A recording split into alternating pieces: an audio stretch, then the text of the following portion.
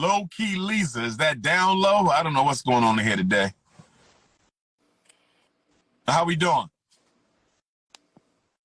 Low key Lisa, is that down low? I don't know what's going on. How we doing, Queen? I be joking. I'm a comedian. I do stand up. I be saying I'm a escaped slave from South Carolina. So that really liberated me. But I do need to let you know I don't want to catfish you or nothing like that. I am a part of the alphabet community. So I want to put that out there and lead with that. Lead with truth and light. But I be making jokes in my stand up. I'm trying to lead that. We're gonna get you back with love. Watch. I promise you we're gonna get you back with love. I promise you. But let's get to the alphabet. I want to thank you for that. Let's get to the alphabet. True, I'm gonna hit you with 3 true or falses. And I know you can't speak for all the lesbian sisters, but I just want you to give your point of view. A lot of our lesbian sisters came to the lifestyle through abuse and abandonment at the hands of males. Father, sexual abuse, past spousal abuse with other men they dated. In your experience, how do most of our sisters come to the lifestyle? Ooh, give me two of the biggest reasons they come into the lesbian community from your own experience. What brings our sisters there? The ones who choose it, not the ones who say I was born like this. I mean the ones who actually know that this was a conscious choice that I made. What brings them to it? What are some of the triggers you've seen that bring the sisters into it? Men. Yes, that has been my experience. And so what advice would you have for men as it relates to our treatment of Black women that you think could probably slow down the exodus from the heterosexual community to the Rainbow Nation? Well, Doctor, I'm working on some new stand-up material about this exact topic. I think it's really going to shake the block. A lot of people are going to be upset, but it is what it is. I feel that men hate women. I feel men resent women. I feel women. I feel that men resent women because I think women have, the one thing that men need. And I think men resent women for that. I think there's a lot of control over that. A lot of women, we've come to a place where we have a lot of animosity between men and women. And I think men, yeah. I want you to clarify, because you said that was pretty powerful. I want you to go and I want to make sure I'm following you. You said there's men who hate women, which I agree. But what was your reason, though? You said because it's something women have. What did you say? You said it's something women have that men need? I think men resent women globally, not even just Black men, men in general. You got Arab men throwing acid on Arab women for not wearing their hijabs properly. I personally feel men hate women. I think men hate women. I think men resent women because we have the one thing that men need. If you think about a woman, and this is kind of getting into queerness, lesbianism, masculine women, butch presenting women, masculine presenting women, right? And you spoke on this on a recent live about why women are doing this, because they have to step up and be the man in the household. My mother had to be the father and the mother. So it's like, it's been a slippery slope. This is where we were leading this whole time, having fatherless homes and things like that. But I do think it's rooted in hate. I think that men hate women. I think men resent us for having the one thing that they need. Because if you think about a woman doesn't necessarily need a man. A woman can sort of function, unless you need to have children or something like that. But we're in all these pandemic conversations about population control and that sort of thing. So that's a whole other cup of tea. But I just think that there is a lot of animosity from men towards women. There's a lot of rape. There's a lot of sexual assault from men to younger women. We talk about R. Kelly and these sorts of industry conversations that are going on. And I think women just live in complete fear for our lives every single day. I have a pocket knife. I'm always talking to other women about how we can just protect our vaginas in any capacity. So Wanda Sykes has a really funny bit about how dangerous it is to just have a vagina. Like, how you could just go for a jog and, she's a part of the alphabet community as well. But, I think it's just, the answer is simple. It's a 3-letter word and it's men, M-E-N. Okay. Now, when you say that, I need you to clarify, because you have some sisters, be they heterosexual or lesbian, who will scapegoat men totally for the trauma they've had in their lives. Here's my question to you. Do you think women can go so far in their criticism or accountability towards black men that you almost breed a hatred from black women towards black men who have not even been traumatized? In other words, how much is awareness? How much of it is holding black men accountable? And where is the fine line between I'm holding my brothers accountable to I'm completely condemning the existence of the black male species? Help me out. Where do we draw the line between accountability, responsibility for what black men have done versus black women who are on an all-out assault who want to destroy the image of black masculinity in our community? Where can we draw the line? Okay, this is a very deep question. I mean, I kind of need you to break it down for me in parts a little bit. It feels like that's a big question. Let me put it another way. Do you hate men? No, I love men. Okay. Do you know women who hate men? Maybe. I Okay. feel I want you to think about the women you think might hate men. How do you differ as a woman who doesn't hate men, but who is lesbian? How do you differ from a sister who is lesbian and hates men? What is qualitatively different in terms of personality and outlook between you and a sister who actually hates men? Well, I mean, that's a tricky question. I'm very different from a lot of people. Problem. When you first said men are the problem. No, I didn't say men are the problem. That's not what I said. That's not what I said. Black masculinity advocates. Right. That was my first reaction. But when you said you love men, I said, okay, she can't be a black anti-masculinity advocate because she says she loves men. So how do you differ from sisters who do hate men? In other words, I'm different because I don't do this, or I'm different because I do this. What would set you apart from them in terms of your outlook towards black men? In other words, how do we know you don't hate black men? I lead with love. I think we have to figure out how to get back to love. And if the man is supposed to be the leader, the man has to lead with love. And I think men don't lead with love. They lead with rape. They lead with assault. Usually they lead with violence. Men are very heavy when you say black men lead with rape, because that makes it look like. I didn't say black men. I said men. Okay, but let's stick to the race, though. Let's keep it to us. Let's stick to the race. How would you say black men are leading? How would I say black men are leading? Are leading in our relationships with women. How you say like men will lead with rape. How do you feel black men are leading? We're engaging women on what level, with what energy? How are we presenting? When you come across a group of black men, what are your expectations of what we're going to do when we meet you? Try to figure out how to fuck. So the number one thing on a black man's mind is coochie. Yes. But we got to get the consciousness over the coochie. This is what we got to get the consciousness over the coochie. We must get the consciousness over the coochie. Now, let me ask you this. How do we get the consciousness over the coochie when so many black women are leading with sex too? Mm-hmm. Yeah. Like black women are the most sexually objectified group, and they also objectify themselves the most. No other woman in America sexually objectifies herself as much as the black woman. So my question to you, Queen, and I'm loving this conversation. I appreciate you for being here. My question for you is,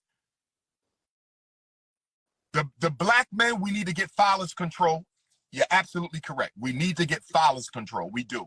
Our sexual irresponsibility is destroying the community, hands down. But what about the sisters' sexual objectification of themselves? What would your message be to them? And why do you think black women lead with sex so much? All of our singers, all of our dancers, all of our rappers, you know, sisters, the way women dress, black women are leading with sex. So is it a contradiction to say the brothers are looking for coochie and the sisters are dressing for their coochie to be seen? So it's like, how do you split that apple pie of responsibility up? No pun intended on the apple pie. How did Yeah. you split it up? Okay. It's a deep question, Doctor. I got a reference as a comedian. I'm studying my legends, Paul Mooney, all the greats, Cat Williams. Cat Williams has a really funny bit where he talks about basically colonizers going to Africa for the first time and seeing black women, and he says, "That's their women.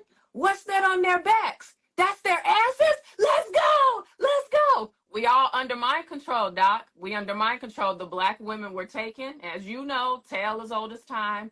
This was the downfall of the entire situation, right? We were taken, we were raped. Now you have people with my complexion. I'm not supposed to be this color, right? My sister Angela Davis not supposed to be this color. This is why we look this way from all the slave rape that was going on the plantations, because the black women, just simply from existing, apparently tipped at the colonizers so much, and it led to the downfall and the spell and mind control that we're now under. So the men have to lead with love and the women will follow. But we are under so much mind control and we are under so much like evil propaganda. We just have strayed so far from God's light. But if black men are able to find a way to stand up, and like you said, I forgot how you worded it, phallus control, Yes. if we are able to get to a truth. And I wanted to talk to you about Kanye and some of the other people too, because I feel you have a lot of animosity in that direction, and I understand what he's trying to do. He's also trying to lead with love and get us to truth. He gets lost along the way. He's a He Gemini, does. I'm Gemini rising, And he we fall. no bunnies alone. But go ahead. But we got to lead with love. These bots and these AI, you just had a bot call you. This AI is really out here. We have to fight. We have to fight with love. You know what I'm saying? We got to, because they're training the bots to fight, and they come in with the hate. They just want to get you to engage. We have to start leading with love. As soon as the black men step up and lead with love and not lust, the black women will follow, I feel. But I also am not versed to speak on this because I don't date men. I mean, the only relationship I've been in is with Have a you ever? man. And what age did you stop? Listen, Umar, you gonna end this live on me, Doc. The only man I've ever dated was a white man, but that was when I was asleep. I was in my get out era. God woke me up. I got out. I'm halfway there. I got one leg in the elemental P What brought you community. to lesbianism then? I feel it was always there. I've always been very masculine, very tomboy, but I don't identify with that label lesbian if we're getting into terminology and stuff. I'm queer. Well, I'm still open you to had no men. I just, discrimination. that it's just very fearful dealing with men. You can get STDs, you can get raped, you can get pregnant and unwanted pregnancy. There's a lot rolling the dice when you're dealing with, cishet men. Okay, I'm gonna put my psychology hat on real quick. Yes, thank you. When I hear your reasons, I also hear trauma. Of course, but that's black people's middle name is trauma. You've been through at least one traumatic relationship with a black man. I've never dated a black man. No, it may have not been romance. It could have been biological father. Yeah, my mother says this. My father passed away when I was 12. My mom says that I have trauma attached to that. And so who was your father figure from 12 into adulthood? Did you have one? Other men in my family, felt close family friends of his. My father was sort of like you. He was a community organizer and activist. He was from Brooklyn, and there's a big mural up of him in Connecticut where he's buried, in Stamford, where I was born. But yeah, there were men around, but you're not wrong. I'm agreeing with you. There has to be that figure in the home, present, physically there, because I must have at some point, started to gravitate toward masculinity, playing more with the boys, roughhousing and stuff like that. And, that just sort of adapted within my personality. But it was also what I was observing as well, right? Having been in a single parent home, my mother fixing everything, providing, So it's you're not wrong. I mean, I love the psychological aspect of it. I love when you say psychologically black. I'm speaking in Dr. Umar. I want to get a Dr. Umar dictionary going for the young generation. Got you. I appreciate you, Mama. One last question for you, because you said something early that sparked my thinking. I noticed that many of the lesbian sisters are hyper masculine. Some of them. You don't pose this way. You're referring to what we would call like studs or AGs or butch, yeah. White women call butch, yeah. Right. Here's my question. What leads a woman to the hyper masculine partner, aka stud? versus a strong heterosexual male? Why date a woman who is artificially posing as a strong black man versus having the organic, real strong black man? Why would a woman go to the female who's living her life as an artificial male versus with a real black man? Help me understand the psychology of that. She goes past the brother to the woman who's living her life for the most part as a man. Uh-huh. Once again, I got to give my disclaimer. I don't identify as a stud, and I have never dated one, so I don't. I'm not versed enough to speak. I'm not qualified enough to respond. But from my perspective, I can just give you my interpretation of what I've observed in being in the community. Yes. It's simply kind of going back to what I said earlier, which is that to my impression is that you're basically just getting a safer version of a man, right? You're getting a much a version of a man that you can have a better chance of trusting. You have a lesser chance of that stud abusing your children. You know, usually when there's a man present in the home that it's not his kids, there's a high level of like a sexual abuse situation that's like very prominent and rampant in Black communities and just communities worldwide. I mean, the Trump supporters talk about sex trafficking and all this stuff, how the United States government's involved in that. Like, it's very deep. It's a very deep rabbit hole. And once again, I don't identify as a stud. I don't identify as masculine. No, I've actually said that. I did a live before. Okay. Lesbianism. And I said the reason why sisters will go to a masculine woman instead of a masculine man is there's less risk for abuse. Yeah. That's how I would interpret that situation. I mean, I'm thinking as a queer woman, if I'm passing a man to seek out a masculine presenting woman, it's probably because I'm going to feel a bit more security there. I'm going to feel a bit safer. There's less risk of my children being sexually assaulted or abused. There's less risk of another woman entering the space because, as we know, men struggle with the fallacy. So there's a conversation of other women being involved. You know, you're going to have a little bit more chance of is it monogamy or just trust? I think is probably the word I'm looking for. It's like I think there's a little bit more trust there. But once again, I want to give a disclaimer. I hope I'm not offending any studs or Black queer people that are watching. I really am not. I can't speak to situations that I've never been involved in. Last question. How old are you, if you don't mind me asking? I'm going to be 35 next month. 35. You've never dated a man. Would you ever? No. I've actually never dated a woman. The only relationship I've been in is with a man, but I identify as like queer, bisexual, like gay. So you've never been in a relationship with a woman? You know, I've got 5 planets in Capricorn, Dr. Umar. I just be focused on the bag, if I got to be honest with you. I'm not really a dater type of person. I don't really be out here dating like that. Okay, so you could date a man. You know, I'm not closed off to anything. I think in order to receive God's blessings, you got to be open. You got to be in the right place at the right time. I'm definitely not opposed to men, but like I said, I think as a woman, I just kind of am very fearful of men. I think, and a lot of this is rooted in childhood trauma. I will absolutely admit that. Okay. My mom, I think something happened to my mother, if I'm being honest with you, when she was younger.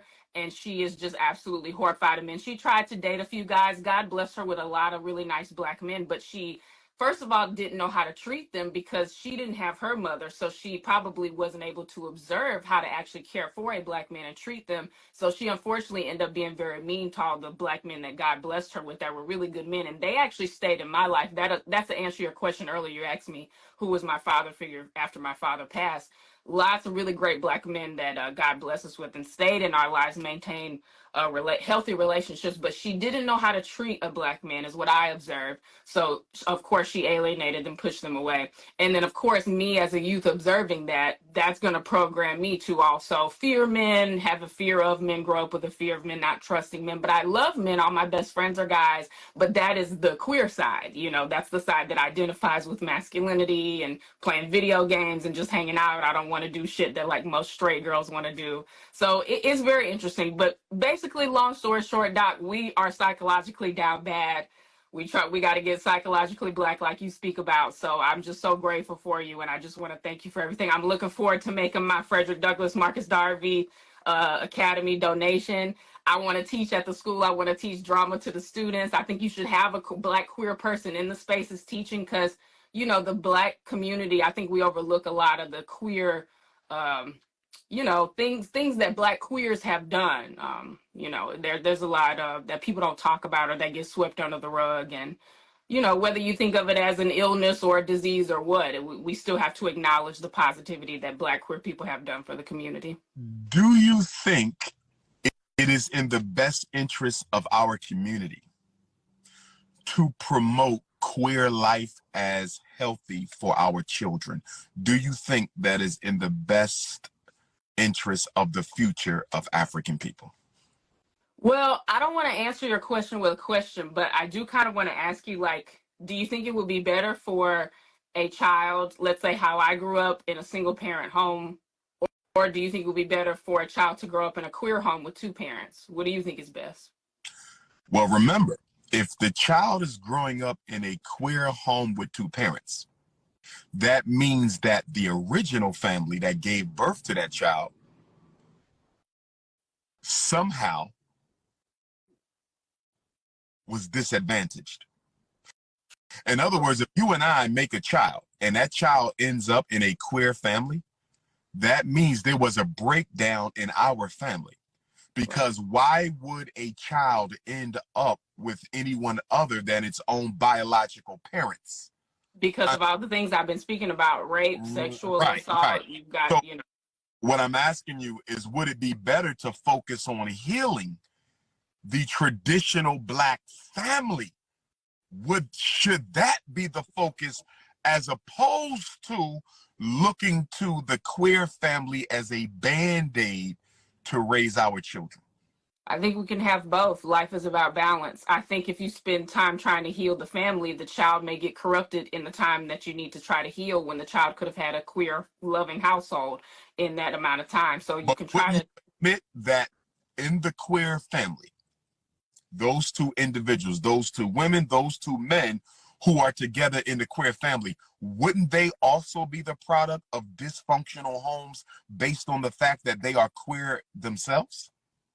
possibly. I mean, So, yeah, you're not wrong. queer people came from two dysfunctional homes that produced their sexual confusion. If we bring a child into a family ran by two sexually confused persons, how could that be healthy for that adopted child? I don't know. That's a good question. I don't know You the see where answer. I'm from? I always see your point. You're never wrong. I don't think you've ever told a lie or said anything wrong. I always agree with you as a queer person. I love everything you say.